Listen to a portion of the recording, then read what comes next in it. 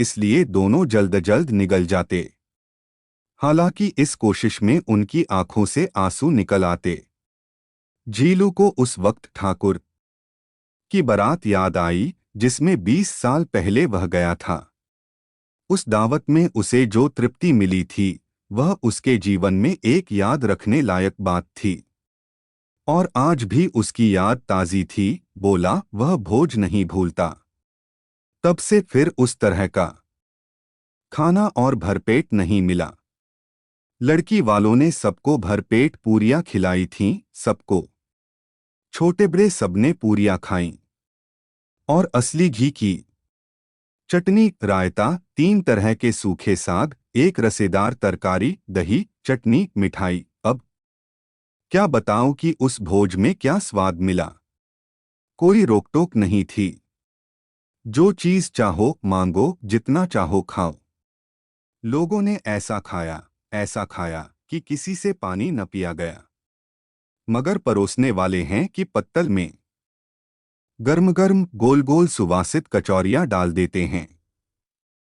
मना करते हैं कि नहीं चाहिए, पत्तल पर हाथ रोके हुए हैं, मगर वह हैं कि दिए जाते हैं। और जब सबने मुंह धो लिया तो पान इलायची भी मिली। मगर मुझे पान लेने की कहाँ सुध थी। खड़ा हुआ न जाता था। चटपट जाकर अपने कंबल पर लेट गया। ऐसा दिलदरियाव था वह ठाकुर। माधव ने इन पदार्थों का मन ही मन मजा लेते हुए कहा, अब हमें कोई ऐसा भोज नहीं खिलाता। अब कोई क्या खिलाएगा। वह ज़माना दूसरा था। अब तो सबको किफायत सूझती है। शादी ब्याह में मत खर्च करो, क्रियाकर्म में मत खर्च करो। पूछो गरीबों का माल बटोर बटोर कर कहाँ रखोगे। बटोरने में तो कमी नहीं है। हाँ, खर्च में किफायत सूझती है। तुमने 20 पूरियां खाई होंगी।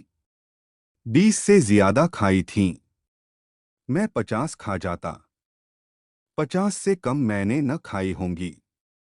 अच्छा पका था। तू तो मेरा आधा भी नहीं है। आलू खाकर दोनों ने पानी पिया और वहीं अलाव के सामने अपनी धोतियां ओढ़कर पाँव पेट में डाले सो रहे, जैसे 2 बड़े बड़े अजगर गेंडुलिया मारे पड़े हों। और मुनि अभी तक कराह रही थी। सवेरे मकतुल ने कोठरी में जाकर देखा तो उसकी स्त्री ठंडी हो गई थी। उसके मुंह पर मक्खियां भिनक रही थीं। पथराई हुई आंखें ऊपर टंगी हुई थीं। सारी देह धूल से लथपथ हो रही थी। उसके पेट में बच्चा मर गया था।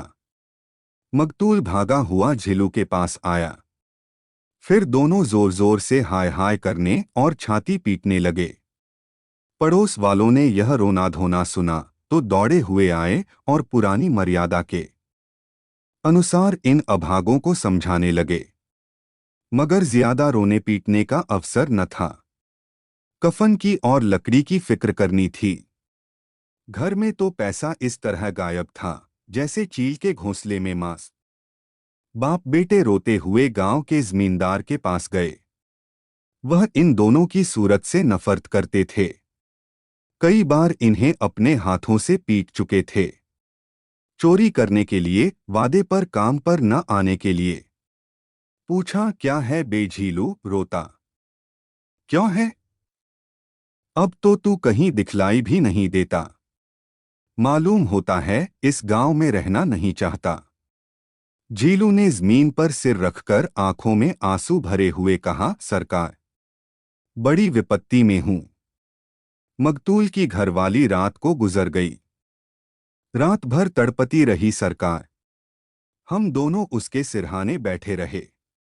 दवादारू जो कुछ हो सका सब कुछ किया, मुदा वह हमें दगा दे गई।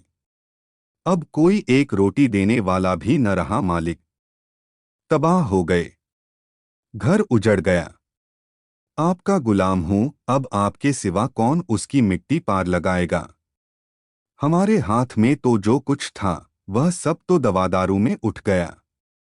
सरकार ही की दया होगी तो उसकी मिट्टी उठेगी। आपके सिवा किसके द्वार पर जाऊं। जमींदार साहब दयालु थे, मगर झीलू पर दया करना काले कंबल पर रंग चढ़ाना था। जी मैं तो आया, कह दें, चल दूर हो यहां से। यूं तो बुलाने से भी नहीं आता, आज जब गर्ज पड़ी तो आकर खुशामद कर रहा है।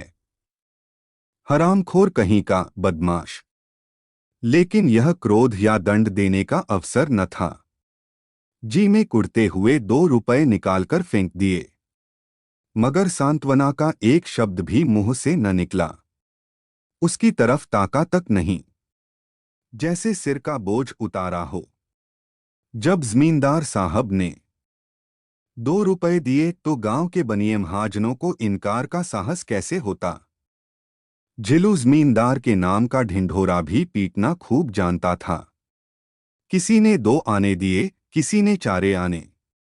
1 घंटे में झीलू के पास 5 रुपए की अच्छी रकम जमा हो गई। कहीं से अनाज मिल गया, कहीं से लकड़ी। और दोपहर को झिलू और मकतूल बाजार से कफन लाने चले। इधर लोग बांस वांस काटने लगे। गांव की नर्म दिल स्त्रियां आकर लाश देखती थीं और उसकी बेकसी पर 2 बूंद आंसू गिराकर चली जाती थीं। बाजार में पहुंचकर झिलू बोला, लकड़ी तो उसे जलाने भर को मिल गई है, क्यों मकतूल? मकतूल बोला, हाँ लकड़ी तो बहुत है, अब कफन चाहिए। तो चलो कोई हल्का सा कफन ले लें। हाँ और क्या।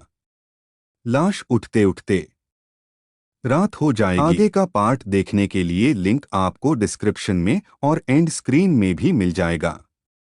और दोस्तों, आप अपने माता पिता का ख्याल रखें। हम आपके उज्जवल भविष्य की कामना करते हैं। और दोस्तों, अगर आप भी इसी तरह की वीडियो बनाकर पैसा भी कमाना चाहते हैं तो हमारे कोर्स YouTube कंप्लीट किट को खरीद सकते हो, जिसमें आपको यह भी बताया जाएगा कि कंटेंट आपको कहां से लेना है और एडिटिंग कैसे करनी है, जिसमें आपको वॉइस रिकॉर्डिंग भी नहीं करनी है। आपको टेक्स्ट कॉपी करना है, फिर उसे आप एक सॉफ्टवेयर की सहायता से वॉइस में चेंज कर लेना है और वीडियो बार लेनी है। इसमें आपको कोई कॉपीराइट भी नहीं आएगा। हम आपको कॉपीराइट फ्री कंटेंट देने वाले हैं, जिससे आप एक साथ 8 से 10 चैनल बनाकर हैंडल कर सकते हैं। ये वीडियो बनाने में मुझे मात्र 7 से 8 मिनट ही लगे हैं। आप भी कमा सकते हैं। इस कोर्स का लिंक डिस्क्रिप्शन में मिल जाएगा। धन्यवाद।